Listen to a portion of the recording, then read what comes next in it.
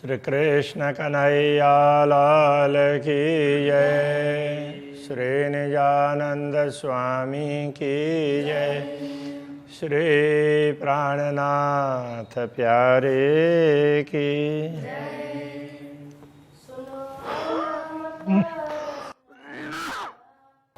और सुनियो मोमिना, जो हुक्म कहे तो हित करा, हक रसना के गुना। हक रसना के गुना। श्री कृष्ण कन्हैया लाल की जय। पूर्ण ब्रह्म परमात्मा के वस्त्र, उनका वर्णन इस 17वें प्रकरण में है। देत निमुना बीच नाशुत, जानो क्यों आवे माहे दिल। देत निमुना बीच नाशुत। इस नश्वर जगत में वैसे तो इसका इस प्रकार से भी अर्थ होता है। इस नश्वर जगत का उदाहरण दे करके, नश्वर जगत में जो भी सामग्री है ना, उनका उदाहरण दे करके जानो क्यों आवे माहे दिल। किसी न किसी प्रकार से ब्रह्मात्माओं के हृदय में ये बात आ जाए, उनको समझ में आ जाए, इसके लिए नश्वर जगत का उदाहरण दे करके पूर्ण ब्रह्म परमात्मा के वस्त्रों की बात करेंगे। आगु मेला बड़ा होएसी, लेसी मोमिना ए बिद मिल। जब ब्रह्मात्माएं परमधाम में जागृत होंगी तो उस समय तो ये जिस प्रकार का है ना, जैसे वस्त्र आभूषण है, उनको प्रत्यक्ष देख कर के तो अनुभव कर ही लेंगे, किंतु दुनिया में उनको दुनिया का उदाहरण दे करके जैसे तैसे उनके दिल में आ जाए, इस प्रकार समझा रहे हैं। एक देव निमुना दुनी का, जो पैदा दुनी में होता है। अब एक उदाहरण दुनिया का देते हैं। दुनिया में जो भी पैदा होते हैं, दुनिया में तो जो भी वस्तुएं हैं सब पैदा होते हैं। एक उदाहरण के तौर पर कहें तो इस अर्थ में कह रहे हैं, उदाहरण के तौर पर कहें तो दुनिया के तो सारी चीज़ें पैदा होती है और फिर मिट भी जाती है। धागा होता है रुई का, और जवे रौंच होता है। अब यहाँ पर धागा भी रुई का होता है। वस्त्रों की बात करेंगे और आभूषणों की बात करेंगे। वस्त्रों में भी रत्न वगैरह जड़े हुए हैं तो आभूषण जैसे लगेंगे। तो वस्त्र हैं तो उनमें धागा है, यहाँ पर तो रुई का धागा मिलेगा। रुई से बात करके उसको धागा बनाते हैं। और जवेरों ज्योत, और जो भी रत्न वगैरह मिलेंगे उसमें ज्योति होगी। तो यहाँ ये समझ है, कोई भी वस्त्र होगा तो धागे का ताना बना है, और कोई भी रत्न होगा तो उसमें चमक जरूर है। इस तरह से समझेंगे। अब परमधाम में तो थोड़ा सा अलग रीत है, किंतु अब समझाना इसी तरीके से पड़ेगा, ये कहना चाह रहे हैं। धागा असल रुई तांतसा, धागा असल रुई तांतसा। तो असल में धागा क्या है, तो रुई की तंतु है, तांत तंतु, रुई की एक तंतु है, उसको बांट करके धागा बनाया है। जवेर जैसी ज्योत नंगा, और तो वो भी जवेर की तरह से उसके, तो उसमें जो भी धागा, एक तो रुई की तंतु ही है, लेकिन उसमें से भी जवेर का जैसा, रत्नों का जैसा प्रकाश निकले तो कैसा लगेगा। तो हुक्म में बने ताके वस्त्र, परमधाम में श्री राज्य के आदेश से बने हुए वस्त्र है ना, तो वो उस प्रकार से हैं। होए कैसा पहनावा का अंग, तो पूर्ण ब्रह्म परमात्मा के अंग का परिधान है, वो तो कैसा होगा, वो विशेष प्रकार का होगा ना। तो दुनिया के हिसाब से लगेगा वो धागा भी तंतुओं का ही बना है, तो वास्तव में उसमें से भी रत्नों की आभा निकलती है। वो रत्न का ही धागा है ऐसा लगता है। तो क्योंकि वो श्री राज्य के आदेश से बने हुए वस्त्र हैं और श्री राज्य का परिधान है, तो वो दुनिया से विशिष्ट ही है। पैदा निमुना दुनिया का अरस जिमी न पहुँचा था।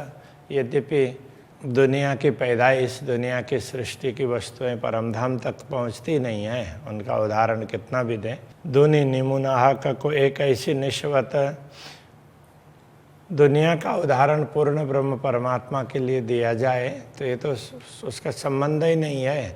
पूर्ण ब्रह्म है, वो अविनाशी है और दुनिया नश्वर है। इन दुनिया की सामग्री उनका उदाहरण दे नहीं सकते, फिर भी देना पड़ रहा है। जामा कहूँ मैं सूत का, के कहूँ कपड़ा रेशम, तो जामा को या तो सूत का कहना पड़ेगा, या तो सूत का कपड़ा, या तो रेशम का कपड़ा, यही कहना पड़ेगा। के कहूँ हेमनंग जवेर का, के कहूँ अबल पशम, या तो जो उसमें रत्न वगैरह जड़े हुए हैं तो वो उसमें हेम, उसमें सोने में वो उसमें नंग जड़ते हैं, रत्न वगैरह सोने में जड़ते हैं ना आभूषणों में, तो या उस प्रकार के कहूँ तो वो भी कह नहीं सकते, क्योंकि वो तो बड़ा कड़क होता है ना। और वो परमधाम में कैसा है कि कहूँ अबल पशम, अब्बल का तात्पर्य उत्तम, उत्तम प्रकार का पश्मीना हो तो बड़ा कोमल होता है। तो ये परमधाम के वस्त्र ऐसे बड़े कोमल मिलेंगे, तो इसलिए उनको क्या बोलें, धागे के बने हैं, रेशम के हैं, अथवा तो अब उसमें रत्न जड़े हुए लगते हैं तो वो सोने में जड़े हुए हों ऐसा लगता है, और है बड़े कोमल। अब क्या बताएं, ये पांचों वो तक पहुँचे नहीं। दुनिया की ये वस्तुएं, पांचों वस्तुएं परमधाम में तो पहुँचने वाली नहीं है। जो कर देखो सहुर, विचार करके देखो तो ये पांचों उदाहरण दुनिया के हैं। क्यों पहुँचे फना जड़ निमुना, नश्वर जगत के जड़ उदाहरण परमधाम को बताने के लिए सक्षम नहीं है। ये हक बका चेतन नूरा, तो परमधाम के वस्त्र आभूषण हैं, वो तो अखंड है और वो चैतन्य स्वरूप है, उनसे प्रकाश निकलता है।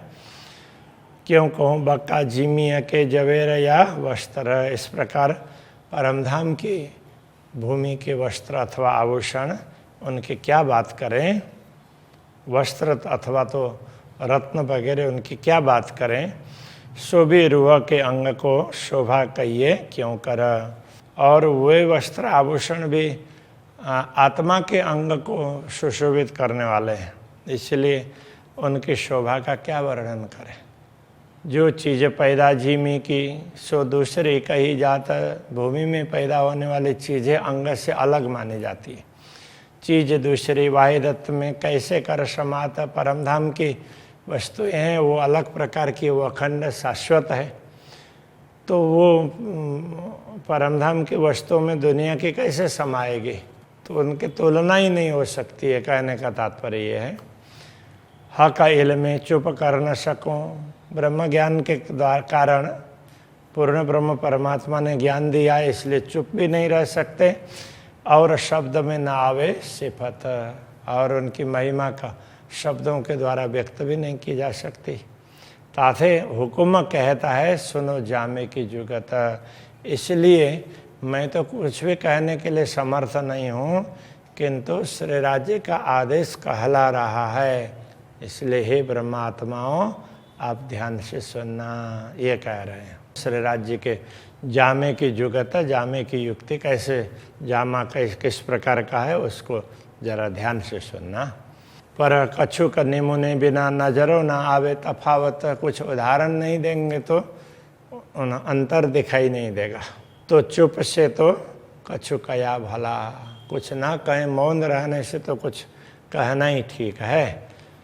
रुआ कछु पावे लज्जत, कुछ कहेंगे तो आत्मा को कुछ न कुछ स्वाद तो मिलेगा। जिनको नहीं दिख रहा है उनको लगेगा ना हाँ ऐसा होगा, ऐसा अनुमान कर सकते हैं, इसलिए उनको स्वाद तो मिलेगा।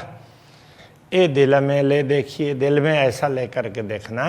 अर्श धागा है नंग, ये धागा और रत्न है वो सब परमधाम के हैं। ज्योत न माय आकाश में, उनकी ज्योति पूरे आकाश में भी समा नहीं सकती है।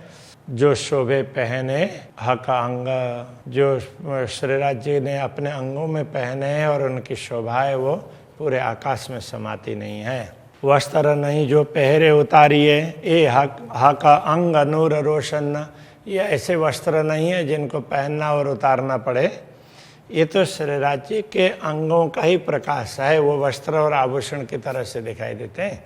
दिल छाया रंग ज्योत पोत अरस अंग वस्त्र भूषण, दिल छाया रंग, तो दिल जैसे चाहते हैं ना तो उसके हिसाब से रंग है और उसी प्रकार के बनावट दिखाई देगी और उसकी ज्योति भी उसी प्रकार की। पोत का तात्पर्य बनावट, जैसे रंग की जैसे चाहते हैं उसके अनुसार का बनावट और उसके अनुसार की ज्योति उसमें निकलती है। अरस अंग वस्त्र भूषण, परमधाम के अंगों के वस्त्र भूषण है वो भी परमधाम के अंग के समान ही है। श्री राज्य के अंग के वस्त्र आभूषण हैं तो वो उस प्रकार से हैं। राज्य जैसे चाहेंगे उस प्रकार की बनावट दिखाई देगी और उस प्रकार की ज्योति उसमें से निकलती हुई दिखाई देगी।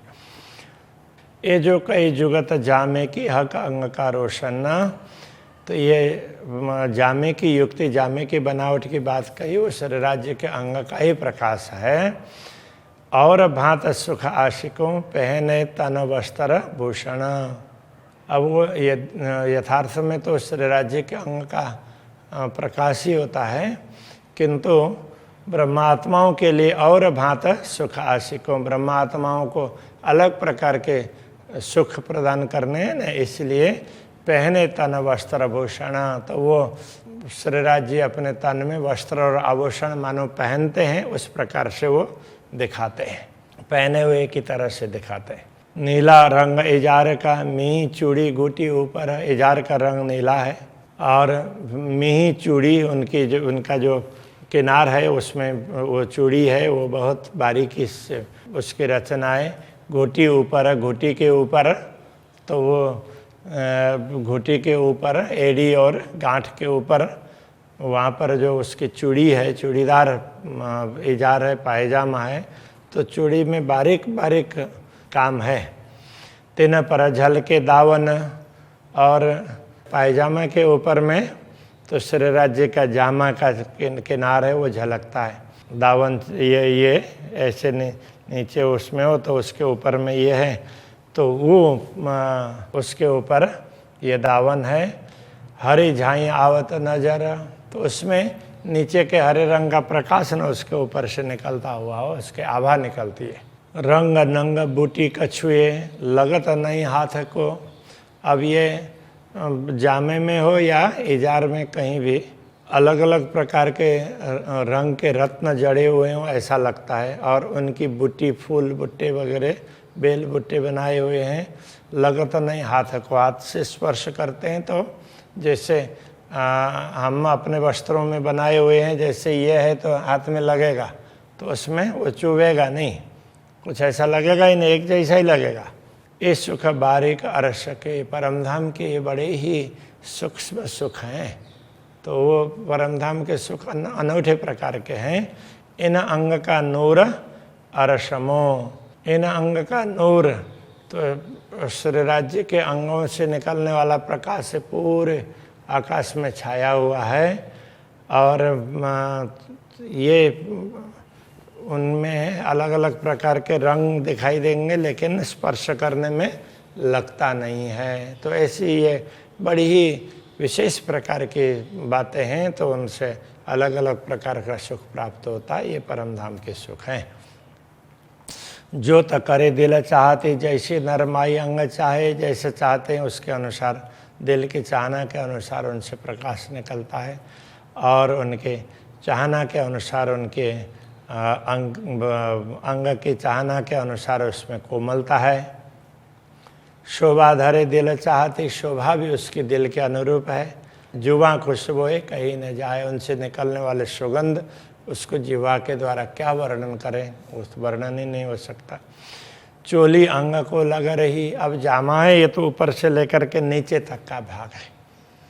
अब यहाँ ऊपर क्या है कि यहाँ से लेकर के यहाँ तक का भाग है, इसको चोली कह दिया जाता है। तो वो कैसे है, पूरा अंग में लगा हुआ है, टाइट है, और नीचे पूरा खुला है, ये बताना चाह रहे हैं। चोली अंग को लग रही, श्वेत जामा अंग गौर। तो गौर अंग के ऊपर श्वेत जामा का जो चोली का भाग है वो शरीर में एकदम सटा हुआ उस प्रकार से है। चीन से कुशादी दावन, ताको क्यों कर कहूँ जहूर। चीन से यहाँ बीच भाग में ना, तो वहाँ से लेकर के दावन किनार तक कुशादी फैल करके, तो अब यहाँ क्या है कि अब यहाँ पर फिर वो चुन्नटें बनी हुई होती है, तो वहाँ से लेकर के नीचे तक वो फैला हुआ भाग होता है किनार तक। तो यहाँ से लेकर के नीचे पूरा किनार तक वो फैला हुआ भाग है। इस प्रकार से जामा की बनावट है। ताको क्यों कर कहूँ जऊरा, तो उसका प्रकाश का वर्णन कहाँ तक करें। पहनावा अर्श अजीम का क्यों कहिए माहे सुपन्ना, ये तो परमधाम के परिधान है, उनको स्वप्न में क्या वर्णन करें, कुछ वर्णन ही नहीं हो सकता। कंकरी एक अरस की उड़ावे 14 भवन, वैसे तो परमधाम का एक कण है, वो भी 14 लोग के अस्तित्व को मिटा सके ऐसा सक्षम है, इसलिए उनका वर्णन ही दुनिया में नहीं हो सकता है, ऐसा कह रहे हैं। श्री कृष्ण कन्हैया लाल की जय। उड़ावे 14 भवन, उड़ावे 14 भवन, पहनावा अरस अजीम का, पहनावा अरस अजीम का,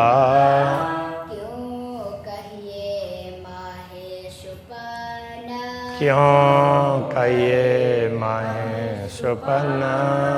कंकरी एक अर्श की, कंकरी एक अरस की, उड़ावे 14 भवन, उड़ावे 14 भवन, उड़ावे 14 भवन, उड़ावे 14 भवन। सद्गुरु महाराज की जय, श्री प्राणनाथ प्यारे की जय।